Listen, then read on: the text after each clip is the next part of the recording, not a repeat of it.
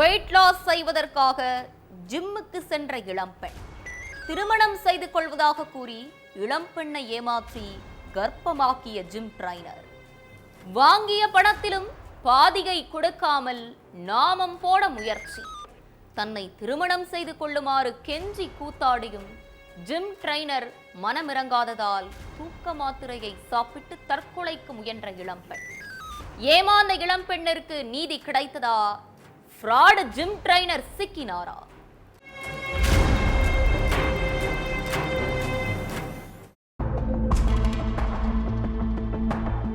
கையில் 4-5 தூக்க மாத்திரைய மொத்தமா வாயில போட்டு தண்ணி குடிச்சிருக்காங்க 31 வயசு இளம்பெண்.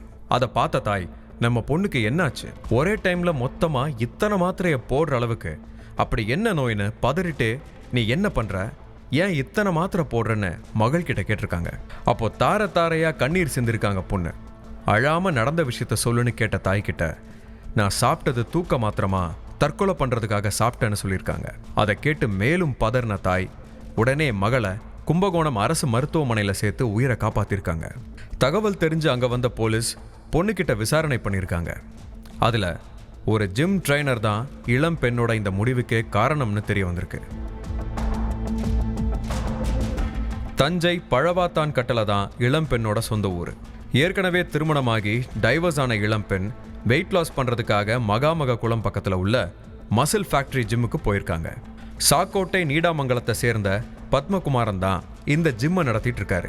ஒர்க் அவுட் சொல்லி கொடுத்த ஜிம் ட்ரைனர் பத்மகுமாரன் அதோட நிறுத்தாம இளம் பெண்ணுக்கிட்ட அக்கறையா பேசியிருக்கான். அந்த அக்கறையில கரைஞ்ச இளம் பெண்ணும் தனக்கு கல்யாணமானதுல இருந்து கணவரோட என்ன பிரச்சனை நடந்தது, ஏன் டைவர்ஸ் ஆச்சு, இப்ப அம்மா அப்பா கூட இருக்கிற வரைக்கும் ஒண்ணு விடாம கொட்டியிருக்காங்க. ஆறுதல் சொல்றங்கிற பேர்ல அந்த இளம் பெண்ணோட இன்னும் நெருங்கி பழக ஆரம்பிச்சிருக்கான் பத்மகுமாரன்.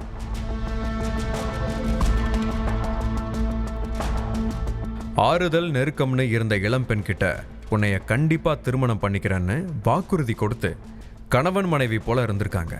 அதனால இளம்பெண்ணும் 5 மாசம் கர்ப்பமாயிருக்காங்க. இதுக்கிடையில ஜிம்மை டெவலப் பண்ணுனா இன்னும் ஆட்கள் கூட்டம் அதிகரிக்கும்னு சொல்லியிருக்கான் பத்மகுமாரன்.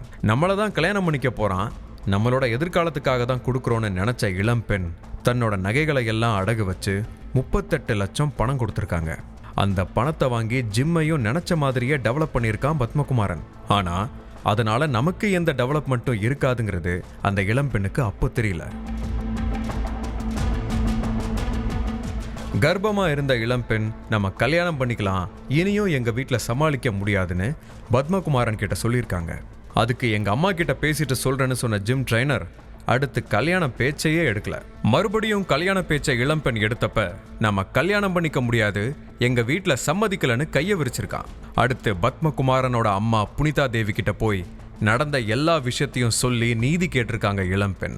ஆனா பெரிய மனுஷி மாதிரி நடந்துக்காத புனிதா தேவி, கருவை கலைச்சிரு, என் பையன் உன்கிட்ட வாங்கின பணத்துல 30 லட்சத்தை திரும்ப கொடுத்துட்டான், மீதமுள்ள 8 லட்சத்தை நானே கொடுத்துட்றேன், கல்யாண கனவையெல்லாம் மறந்துருன்னு விரட்டி விட்டுருக்காங்க.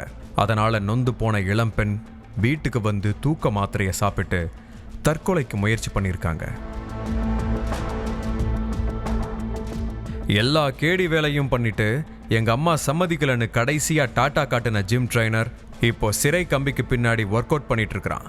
மகனுக்கு புத்திமதி சொல்லாம மனசாட்சி இல்லாம கருவை கலைக்க சொன்ன தாய் மேலையும் வழக்கு பதிவு செய்யப்பட்டிருக்கு.